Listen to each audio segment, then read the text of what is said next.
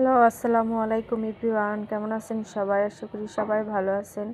তো আজকে আমি একটু ভিন্ন স্টাইলে ফুলকপি রান্না করব শিং মাছ দিয়ে, সাথে দেব হচ্ছে ফোড়ন।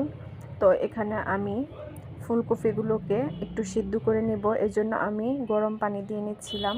তো একটু বেশি করে পানি দেব যাতে সুন্দরভাবে ফুলকপিটা সিদ্ধ হয়ে যায়। তো আমি সিদ্ধ করার জন্য সাথে দিয়ে দিলাম হচ্ছে সামান্য পরিমাণ হলুদ গুঁড়ো, মরিচ, লবণ। দেওয়ার পরে আমি একটু নেড়ে চেড়ে দিব।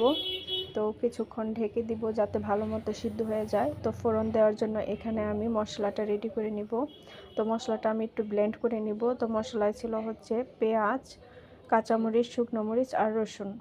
তো এবার আমি দিয়ে দিলাম ভেজে রাখা শিং মাছ। তো শিং মাছ দিয়ে কে কে ফুলকপি খেয়েছেন অবশ্যই জানাবেন। তো ওই যে আমি যে ফোড়নটা রেডি করেছিলাম সেটা আমি একটু পানি দিয়ে ব্লেন্ড করে নিয়েছি। এবার আমি দিয়ে দিব। তো দেখুন কত সুন্দর একটা কালার চলে এসেছে। এটা যারা খাননি অবশ্যই একবার হলেও ট্রাই করবেন, খুবই সুন্দর একটা ফ্লেভার আসে এটা দেওয়ার পরে। তো রান্নাটা আমার প্রায় হয়ে গেছে। দেখুন কত সুন্দর একটা কালার চলে আসছে। তো শিং মাছ দিয়ে ফুলকপি কিন্তু অনেক মজা হয়। তো দেখুন আমার রান্নার ফাইনাল লুক। তো ভিডিওটি ভালো লাগলে অবশ্যই লাইক, কমেন্ট, শেয়ার করে দিবেন। ধন্যবাদ।